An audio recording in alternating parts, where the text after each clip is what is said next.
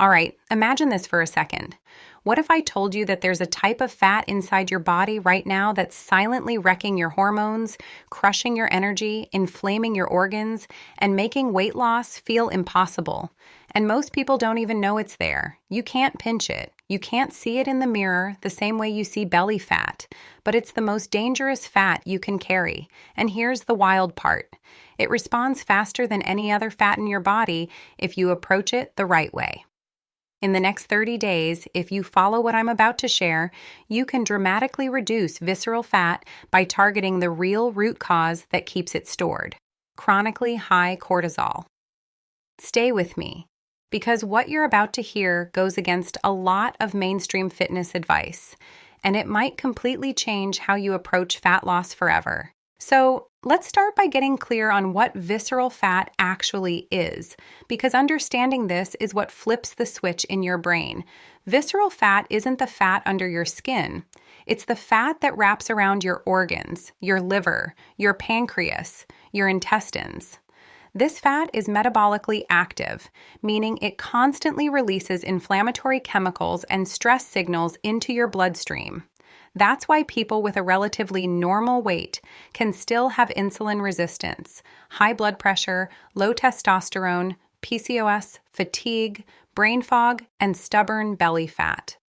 Visceral fat thrives in a stressed environment, and the hormone that creates that environment is cortisol. Cortisol isn't evil. You need it to wake up, to focus, to survive stressful situations. The problem is when cortisol stays elevated all day long. Modern life is basically a cortisol factory. Poor sleep, constant notifications, ultra-processed food, extreme dieting, excessive cardio, financial stress, relationship stress. Your body doesn't know the difference between a lion chasing you and a deadline at work. It just knows stress. And when cortisol is high, your body goes into protection mode. It says, I need to store energy. And where does it store that energy? Right around your organs. Visceral fat. This is why so many people are stuck. They eat less, train harder, do more cardio, skip meals, and all they're doing is pouring gasoline on the cortisol fire. The body responds by holding on to visceral fat even tighter. So the goal over the next 30 days is not to punish your body into losing fat. It's to signal safety. When cortisol drops, visceral fat becomes accessible. Your body finally feels safe enough to let it go. Now, let me be very clear about something before we go any further. Getting to literal 0% visceral fat is more of a motivational phrase than a medical number. Every healthy human has a small amount of essential visceral fat. What we're really talking about here is reducing excess visceral fat to a minimal, healthy level as fast as your body will allow. And yes, in 30 days, the reduction can be dramatic if you do this correctly. The first thing we need to fix is your morning routine, because this is where cortisol patterns are set for the entire day. Most people spike cortisol the moment they wake up without even realizing it. They grab their phone, scroll social media, read bad news, check emails, and instantly their nervous system is in fight or flight. Then they pile caffeine on top of that without food, and cortisol goes through the roof. If your goal is to burn visceral fat, your mornings need to become calm, grounded, and predictable. When you wake up, give yourself at least 20 to 30 minutes before you look at your phone. Get some natural light in your eyes. This alone helps regulate cortisol and circadian rhythm. Even standing near a window helps. Then hydrate. Dehydration raises cortisol. A big glass of water with a pinch of salt is incredibly powerful for stress hormones. And here's the big one that shocks people. Eat a real breakfast. Skipping breakfast might work for some people short term, but for many, especially those with stubborn belly fat, it keeps cortisol elevated for hours. A high-protein, nutrient-dense breakfast tells your body, food is available, you're safe. Now let's talk about what you should actually be eating over these 30 days, because this is where most people get lost. You do not need extreme dieting. In fact, extreme calorie deficits will slow visceral fat loss by increasing cortisol. Your body doesn't burn visceral fat when it feels starved. It burns it when blood sugar is stable, insulin is controlled, and stress is low. Your meals should be built around protein, fiber, and healthy fats. Protein lowers cortisol after meals and preserves muscle, which is critical for metabolic health. Fiber feeds your gut bacteria, and a healthy gut is directly linked to lower inflammation and lower cortisol. Healthy fats help regulate hormones. This means whole foods, eggs, fish, chicken, beef, Greek yogurt, legumes, vegetables, fruits, olive oil, nuts, seeds. You don't need perfection. You need consistency. One of the biggest visceral fat drivers is ultra-processed food, not just because of calories, but because of how it stresses the body. Refined sugar and refined seed oils spike inflammation and blood sugar, which triggers cortisol. Over the next 30 days, your job is simple. Eat foods that your great-grandparents would recognize most of the time. When you do that, your hormones start to normalize automatically. Now let's address exercise, because this is where a lot of people sabotage themselves without realizing it. If you're doing long, intense cardio sessions every single day, especially in a calorie deficit, you're probably increasing visceral fat, not reducing it. That doesn't mean cardio is bad. It means the dose matters. Chronic high-intensity cardio is a stressor. Stress equals cortisol. Cortisol equals visceral fat storage. For the next 30 days, your training should focus on strength and gentle movement. Resistance training is one of the most powerful tools for lowering baseline cortisol over time. It improves insulin sensitivity, increases muscle mass, and sends a signal of resilience to your body. You don't need to train for hours. 3 to 4 sessions per week, 30 to 45 minutes, focusing on compound movements, is more than enough. On the days you're not lifting, walk. Walking is criminally underrated for visceral fat loss. It lowers cortisol, improves blood sugar, and burns fat without stressing your nervous system. A daily 30 to 60-minute walk, even broken up into shorter sessions, can transform your body composition in ways intense cardio never could. Now let's talk about sleep, because without this, nothing else works. Sleep deprivation is one of the fastest ways to increase visceral fat. Even one bad night of sleep can raise cortisol and insulin resistance the next day.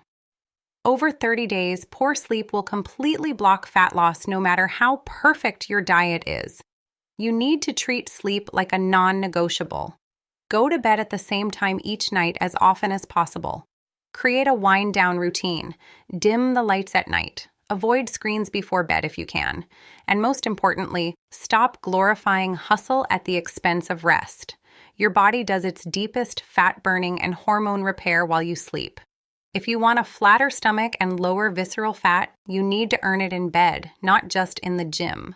Another massive piece of this puzzle is managing psychological stress. This doesn't get talked about enough in fitness spaces, but it's arguably the most important factor. You can eat perfectly and train perfectly, but if you're constantly anxious, overwhelmed, and tense, your cortisol will stay elevated. Over the next 30 days, you need daily stress reduction practices. This doesn't mean hour-long meditation sessions. It can be as simple as deep breathing for 5 minutes, journaling, stretching, prayer, time in nature, or even just sitting quietly without stimulation. One technique that works incredibly well is slow nasal breathing. Inhale through your nose for 4 seconds, exhale for 6 seconds. Do this for 5 to 10 minutes.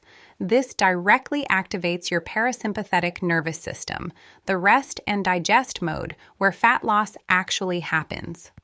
When your nervous system shifts into this state, visceral fat becomes fuel instead of armor. Now let's talk about inflammation, because visceral fat and inflammation feed each other in a vicious cycle. The more visceral fat you have, the more inflammation your body produces. The more inflammation you have, the harder it is to lose visceral fat. Breaking this cycle is key.